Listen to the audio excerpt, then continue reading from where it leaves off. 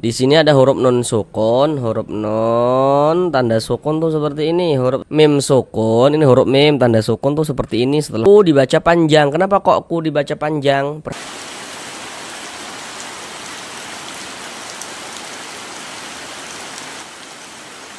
Assalamualaikum warahmatullahi wabarakatuh.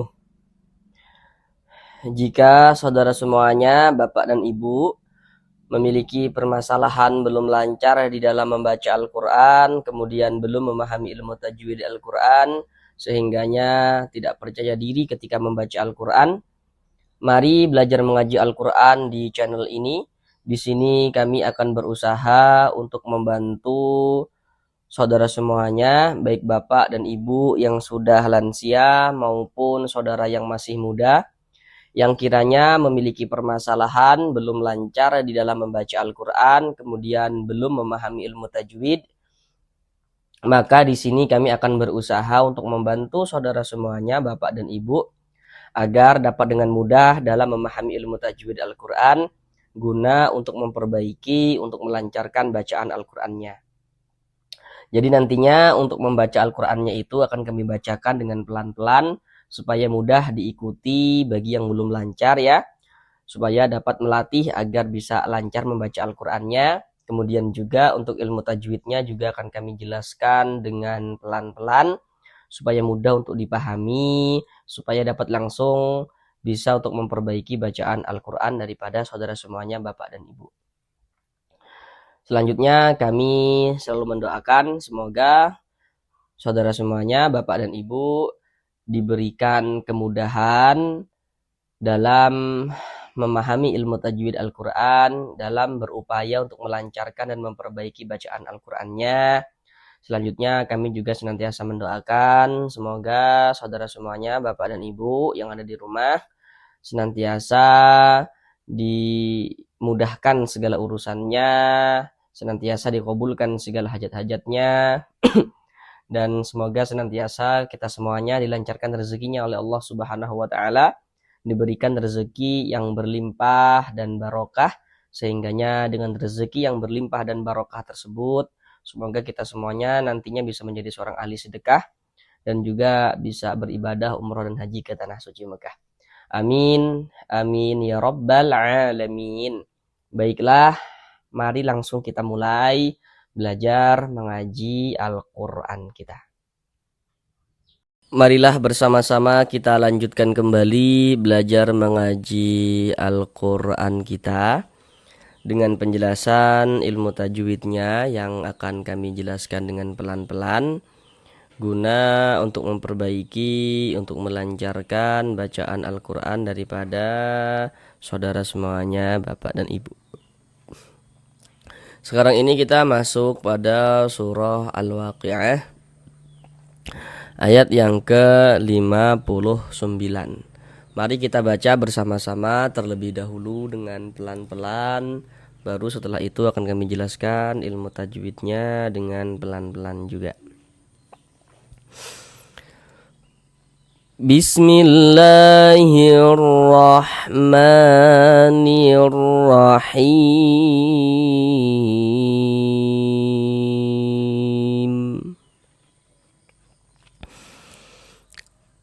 أأنتم تخلقونه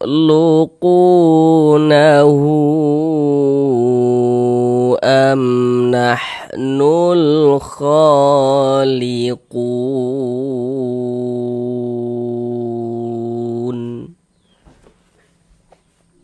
Sekarang mari sama-sama kita pelajari ilmu tajwidnya dengan pelan-pelan. Pertama di sini antum. Di sini ada huruf nun sukun, huruf non tanda sukun tuh seperti ini, huruf sukun atau huruf mati, itu maksudnya sama saja. Tandanya itu seperti ini. Nun sukun setelahnya huruf ta, atau nun sukunnya itu bertemu dengan huruf ta. Perhatikan media gambar di layar. Di samping tanda panah tuh ada bacaannya di situ. Nun sukun, garis miring tanwin. Nah, yang perlu untuk kita ingat ya, kalau kita membaca Al-Quran, di mana kita menjumpai huruf nun sukun atau di mana kita menjumpai salah satu tanda baca tanwin, di situ akan terjadi hukum tajwid dengan kita melihat huruf setelahnya. Nah, seperti itu. Jadi di mana ada nun sukun atau di mana ada tanwin, di situ terjadi hukum tajwid tuh. Untuk menentukan hukum tajwidnya itu kita perhatikan huruf setelahnya, seperti itu. Dan seperti yang kita lihat pada media gambar di samping itu, bahwasanya tanda baca tanwin itu bentuknya itu ada 3. Ada baris 2 di atas huruf, namanya adalah fathatain atau tanwin fathah, baris 2 di bawah huruf kasrotain atau tanwin kasroh, dan yang satunya itu namanya dhammatain atau tanwin dhammah. Jadi kalau kita membaca Al-Quran, di mana ada nun sukun atau di mana ada tanda baca tanwin, maka di situ terjadilah hukum tajwid gitu. Untuk menentukan hukum tajwidnya itu perhatikan huruf setelahnya. Jadi setelah nun sukun atau setelah tanwin itu kita perhatikan hurufnya begitu. Contoh tuh seperti ini. Ini nun sukun, setelahnya huruf ta. Nah, huruf ta ini yang harus kita ketahui supaya kita bisa menentukan hukum tajwidnya. Seperti yang kita lihat pada media gambar di layar, bahwasanya huruf ta itu termasuk salah satu huruf ikhfa hakiki. Jadi kalau ada nun sukun atau tanwin bertemu dengan salah satu daripada 15 huruf yang di samping itu, maka hukumnya adalah ikhfa hakiki. Jadi supaya kita bisa menguasai hukum ikhfa hakiki ini, supaya nanti kita bisa langsung paham, bisa langsung mengetahui kalau ada nun sukun atau ada tanwin bertemu dengan salah satu daripada 15 huruf yang di samping itu, maka kuncinya kita harus menghafal. Jadi 15 huruf yang di samping itu harus kita ketahui, harus kita hafal, harus sudah di luar kepala gitu. Jadi begitu ada nun sukun atau ada tanwin bertemu dengan salah satu huruf ikhfa itu kita langsung paham, oh ini ikhfa nih, kayak gitu. Cara membaca ikhfa hakiki ya kita baca samar. Kita baca samar, kemudian kita dengungkan. Yang dibaca samar itu apanya? Bunyi nun sukunnya ini. Jadi bunyi nun sukun atau tanwinnya yang kita samarkan. Karena di sini yang kita temui nun sukun, maka bunyi nun sukunnya kita samarkan.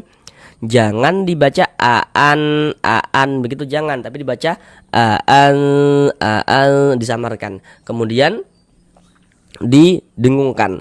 Jadi di bagian al-nya itu suaranya itu kita tahan, kita panjangkan sejenak. Antum, seperti itu. Dan huruf ta ini dia masuknya itu kepada ikhfa hakiki akrob ya. Kenapa kok dikatakan ikhfa hakiki akrob? Karena dia akrob, karena dia dekat. Yang dekat itu apanya? Makharijul hurufnya. Jadi makharijul huruf nun dengan huruf ta itu dia dekat, maka dikatakan akrob, ikhfa hakiki akrob, seperti itu. Antum takhluqu, mim sukun, ini huruf mim tanda sukun tuh seperti ini, setelahnya huruf ta. Perhatikan media gambar di layar. Nah, perlu juga untuk kita ingat. Sekarang perlu untuk kita ingat, setiap kita membaca Al-Qur'an di mana ada mim sukun, maka di situ terjadi hukum tajwid. Dan hukum mim sukun itu dia lebih ringkas, hanya ada 3 bentuk hukum. Dengan saudara menguasai media gambar yang di layar itu, artinya saudara semuanya, bapak dan ibu, sudah menguasai keseluruhan tentang hukum mim sukun. Nomor 1, perhatikan di situ ada bacaannya, ada ikhfa syafawi. Jadi kalau ada mim sukun setelahnya huruf ba, jadi mim sukunnya itu bertemu dia dengan huruf ba, maka hukumnya adalah ikhfa syafawi. Nomor 2, ada mim sukun bertemu dengan huruf mim. Jadi kalau ada mim sukun bertemu dengan huruf mim, hukumnya adalah idgham mimi.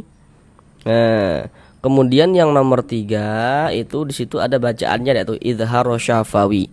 Dalam kurung selain mim dan ba. Maksudnya selain mim dan ba itu kalau ada huruf mim sukun, atau huruf mim mati tidak bertemu dengan huruf ba, tidak juga bertemu dengan huruf mim, maka semua hukumnya namanya izhar syafawi. Jadi mim sukun itu bertemu dengan huruf apapun kecuali mim dan ba, semua hukumnya namanya izhar syafawi. Nah, contoh nih, ini mim sukun setelahnya huruf ta, berarti ini hukumnya di sini huruf ta, bukan huruf ba, juga bukan huruf mim, tapi huruf ta, berarti ini hukumnya izhar syafawi. Karena dia izhar maka dibaca jelas, tidak berdengung, baca pendek saja ya. Antum pendek begitu. Kemudian takhluqu, ku dibaca panjang. Kenapa kok ku dibaca panjang? Perhatikan media gambar di layar. Hal yang paling mendasar yang harus kita pahami, yang harus kita ketahui supaya kita bisa menguasai panjang pendeknya bacaan, supaya kita bisa mengetahui di mana bacaan yang dipanjangkan, di mana terjadinya mad gitu ya. Hal yang paling utama yang harus kita ketahui, kita itu harus mengetahui, mengingat dan memahami tentang huruf-huruf mad. Nah, jadi jumlahnya huruf mad itu ada 3. Apa saja begitu. Nah, perhatikan yang di rumus 1 warna hitam, rumus 2 warna hitam, rumus 3 warna hitam. Nah, itulah huruf-huruf mad itu. Rumus 1 warna hitam, huruf ya sukun sebelumnya harokat kasrah. Jadi kalau ada huruf ya sukun sebelumnya harokat kasrah, maka huruf yang memiliki harokat kasrah dibaca panjang. Rumus 2 warna hitam, waw sukun sebelumnya harokat dhammah. Jadi kalau ada huruf waw sukun yang sebelumnya harokat dhammah, maka huruf yang memiliki harokat dhammah dibaca panjang. Rumus 3 warna hitam, huruf alif sebelumnya harokat fathah. Jadi kalau ada alif sebelumnya harokat fathah, maka huruf yang memiliki harokat fathah dibaca panjang, seperti itu. Kemudian untuk menunjukkan tanda panjang di dalam Al-Quran, nanti huruf-huruf mad itu bisa ditulis dalam bentuk seperti yang warna hitam itu, tampak dia kelihatan huruf madnya. Misalnya ada alif sebelumnya harokat fathah, ditulis alifnya itu ada alif sebelumnya harokat fathah, ada waw sukun sebelumnya harokat dhammah, ada ya sukun sebelumnya harokat kasrah, ditulis tampak, kita bisa melihat dari segi penulisan bahwasanya di situ ada huruf madnya. Kemudian juga nantinya di dalam Al-Quran juga huruf-huruf mad itu bisa tidak tampak, tidak dari segi penulisan tidak ada huruf madnya, dari segi penulisan tidak ada huruf madnya. Nah, tapi dia tetap mad tabi'i. Nah, jadi nanti dari segi penulisan tidak tampak huruf madnya, tidak kelihatan huruf madnya, tapi diganti dalam bentuk tanda baca seperti yang warna-warna biru itu. Jadi yang warna-warna biru itu pada dasarnya sama dengan yang warna hitam, seperti itu. Hanya saja yang warna-warna biru itu huruf madnya kan dia tidak kelihatan. Nah, hanya saja dikira-kirakan. Lo kok dikira-kirakan? Berarti nanti bisa salah perkiraan dong. Ya tidak, kan dikira-kirakannya sudah ada tandanya, seperti itu. Nah, sedangkan ku ini dibaca panjang, penjelasannya itu di rumus 2 yang warna hitam. Coba perhatikan polanya, perhatikan yang rumus 2 warna hitam, polanya perhatikan. Nah, titik-titik di bawah harokat dhammah tuh kan ada titik-titik tuh. Titik-titik di sana tuh letaknya huruf yang dibaca panjang begitu. Nah, contohnya dalam bacaan tuh seperti ini. Nah, ku dibaca panjang karena di sini ada huruf waw sukun, ada huruf waw, ada tanda sukun. Sebelum waw sukun ada ini nih, ada harokat dhammah, sehingga huruf yang memiliki harokat dhammah itu dibaca panjang, sehingga ku dibaca panjang. Mad tabi'i panjang 2 harokat. Antum takhluqunahu am nahnul khaliqun. Hu dibaca panjang. Ini namanya adalah mad silah tawilah.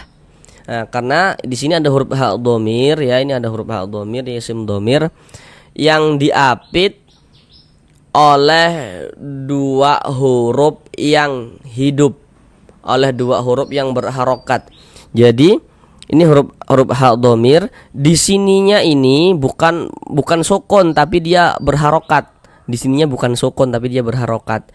Atau di sininya juga nih, dia nggak ada sukun tapi di sini berharokat nih. Nah, jadi di sini bukan huruf mati atau di sini bukan huruf mati. Jadi dia di tengah-tengah huruf yang hidup nih. Nah, sehingganya hu ini dia dibaca panjang. Nah, kemudian karena di sininya ini hamzah, di sininya ini hamzah nih. Setelah huruf ha dhamir di sininya hamzah. Nah, maka ini menjadi mad silah tawilah. Mad silah tawilah itu panjangnya 4 sampai dengan 5 harokat.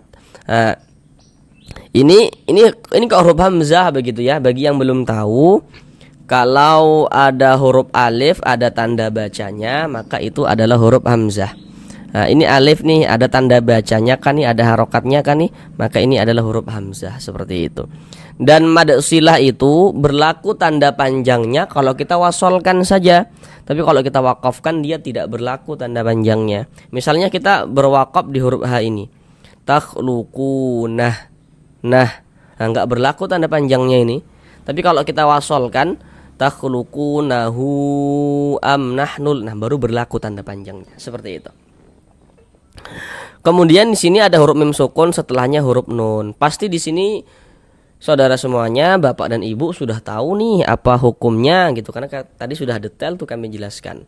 Perhatikan lagi yang di rumus 3. Di situ ada bacaannya izhar syafawi dalam kurung selain mim dan ba. Tadi apa penjelasannya? Kalau ada huruf mim sukun tidak bertemu dia dengan huruf ba, tidak bertemu juga dia dengan huruf mim, maka semua hukumnya namanya adalah izhar syafawi.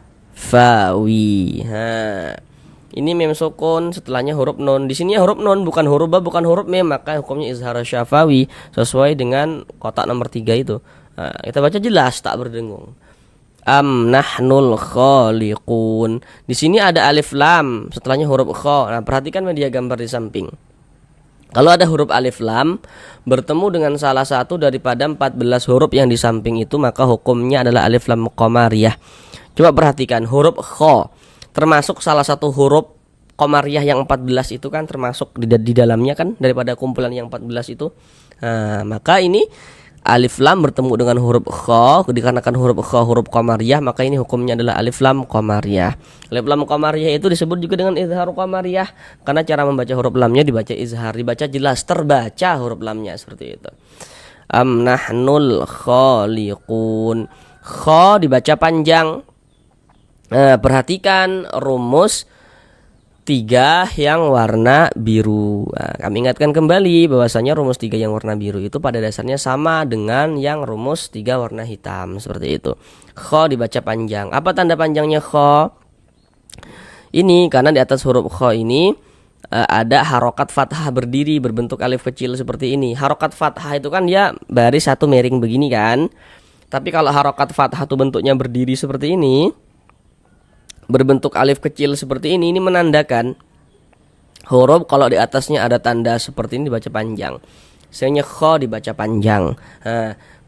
Jadi kha ini dibaca panjang. Nah, di sini huruf madnya tidak ditulis kan? Tidak kelihatan kan di sini huruf alif yang sebelumnya harokat fathah nggak kelihatan kan di sini. Nah, dalam bentuk alif kecil seperti ini. Atau harokat fathah berdiri seperti itu. Jadi huruf madnya itu dikira-kirakan. Lo kok dikira-kirakan, gimana maksudnya begitu kan? Jadi dikira-kirakan bahwasanya harokat fathah berdiri ini, kita kira-kirakan bahwasanya di sini di harokat fathah berdiri ini ada alif yang sebelumnya harokat fathah, dan yang memiliki harokat fathah adalah huruf kha, dikarenakan huruf kha yang dibaca panjang. Coba untuk perhatikan yang rumus 3 yang warna hitam di situ. Di situ kan ada alif sebelumnya harokat fathah. Ada alif sebelumnya harokat fathah kan? Kemudian di bawah harokat fathah itu ada titik-titik tuh. Nah, titik-titik di sana tuh letaknya huruf yang dibaca panjang. Karena di sini ada huruf kha, berarti yang memiliki harokat fathah itu adalah si huruf kha seperti itu. Cuman di sini kan dia ditulis dalam bentuk alif kecil seperti ini atau harokat fathah berdiri. Jadi dia huruf madnya itu tidak ada dari segi penulisan. Ada enggak kelihatan dari segi penulisan? Enggak ada. Cuman dia dikira-kirakan. Oh, bahwasanya kalau ada harokat fathah berdiri di atas huruf seperti ini, oh ini berarti dikira-kirakan bahwasanya di sini nih ada huruf madnya. Apa huruf madnya itu? Adalah alif sebelumnya harokat fathah. Nah, seperti itu. Mad tabi'i panjangnya 2 harokat.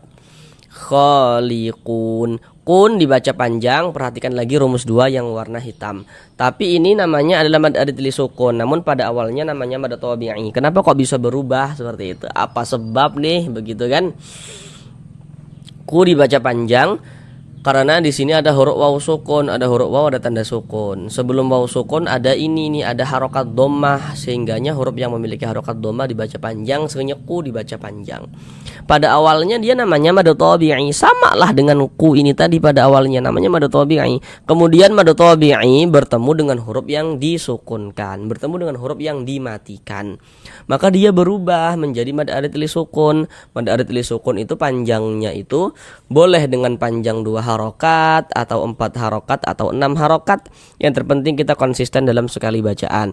Jadi maksudnya konsisten dalam sekali bacaan itu, kalau kita membaca Al-Quran Apabila kita bertemu dengan mad arid li sukun dibaca dengan panjang 2 harokat, maka semua mad arid li sukunnya kita panjangkan dengan 2 harokat. Kalau 4 harokat semuanya kita panjangkan dengan 4 harokat, seperti itu. Harus konsisten dalam sekali bacaan. Tidak boleh selang-seling seperti itu. Huruf yang kita sukunkan atau huruf yang kita matikan mana? Huruf nun ini. Ini kita kalau berwaqaf ya, atau kalau berhenti di huruf nun kita baca khaliqun. Jangan dibaca khaliquna. Jangan begitu kalau berhenti di huruf nun, tapi dibaca khaliqun. Mengapa begitu? Jadi kalau kita membaca Al-Qur'an nih, kemudian kita itu berwaqaf, kita itu berhenti di huruf yang tidak dibaca panjang, maka hurufnya itu kita sukunkan, kita matikan, seperti itu. Nah, ini kan kita berhenti di huruf nun. Huruf nun ada tanda panjangnya, enggak ada kan? Maka berhenti di huruf yang tidak dibaca panjang, maka hurufnya itu kita sukunkan, kita matikan, seperti itu. Sehingganya kita baca khaliqun. Nah, seperti itu. Sekarang mari kita ulang bersama-sama sekali lagi dari awal dengan pelan-pelan. Antum takhluqunahu am nahnul khaliqun.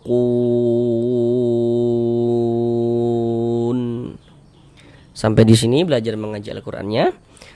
Sampai bertemu di pembelajaran yang berikutnya. Assalamualaikum warahmatullahi wabarakatuh.